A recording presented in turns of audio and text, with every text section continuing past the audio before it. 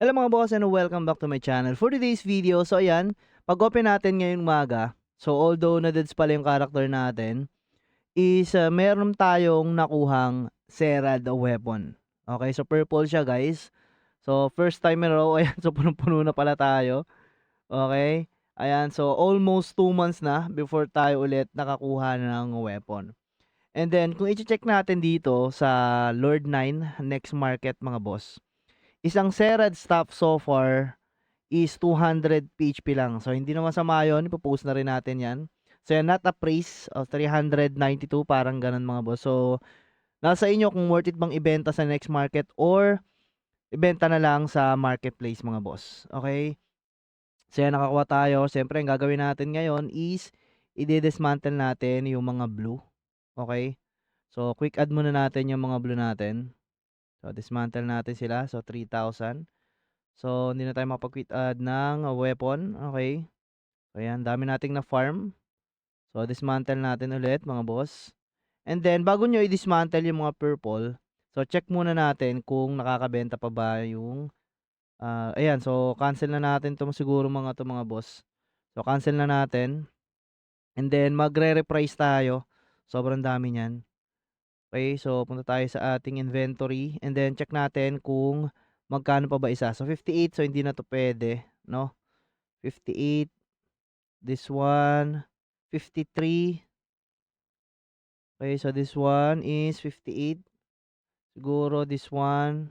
Siguro ano na lang natin to, dismantle na lang natin lahat mga boss. So medyo mababa na no. So kung magko-farm kayo, syempre doon na sa medyo mataas na mapa. Okay? So yan, di-dismantle na lang natin 'yan.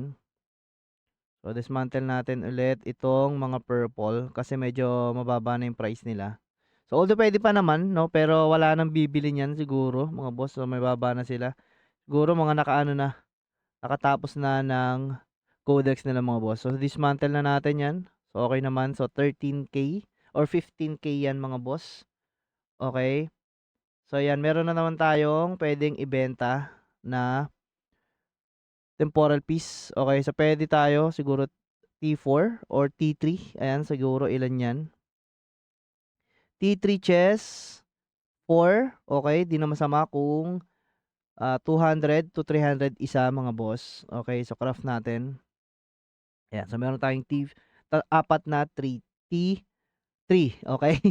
So ayan mga boss, so pwede natin ibenta yan ulit dito sa next market. Ayan, dito sa pinaka-market ng next market natin. Okay? So ayan, so punta kayo, so siguro magpo-farm tayo and then bili lang muna tayo ng acceleration. So ito lang yung binibili ko. Hindi na rin ako nagde-daily mga boss. Okay, so sayang oras. Ayan, and then punta tayo dito sa corrupted basin. Okay? Siguro dito mga boss. Okay, sa laboratory tayo. Ay, hindi. Dito na lang tayo punta. Dito tayo mag-farm pala. Sa may BOT mga boss. Okay, sa BOT tayo pumunta. Ayan. So, fast travel tayo sa BOT. Okay, so dito tayo mag-farm ngayon. Okay, so dito tayo magpupwesto para yung makukuha natin mga purple is medyo mataas pa yung price niya mga boss. Okay, unlike dito sa ano kasi, pag dito tayo nag-farm sa may okay, so secret laboratory tuloy. So dito sa Tyrosa second floor is medyo mababa na yung purple diyan. Siguro dito try natin. Pero nade-deads minsan yung character ko dito mga boss kapag sobrang daming nag-hit no. So wala tayong guild. So sayang din yung buffs. May mga nagko-farm na rin, ayan, mga assassin. So di naman natin kailangan masyado ng pots pero pag nasobrahan nga ng mga umaatake. Ayan, so siguro yan no, mga nagko-farm na rin ng ano. Okay, so dito, try natin dito pumesto mga boss. Okay, so dito, try natin siya. Sana hindi ma-PK, no? Okay. So yan, dyan tayo mag-farm. Iwan lang natin yan dyan. And then, i-close ko lang naman yan mga boss. And then, hayaan ko na siya dyan until maubos yung pots niya or... Eh, nasusustain naman niya mga boss eh, oh. Wag lang mapi-PK. Minsan kasi pini-PK dito eh. And then, saka ko na lang nilipat sa second, no? Kapag nakita kong pinigay na. Okay? So, yun lang muna for today's video. I hope nabigyan ko na naman kayo ng isang magandang update dito sa ating number 1 play to earn game, Lord Knights. So again, this is Potsky mga boss. Maraming salamat.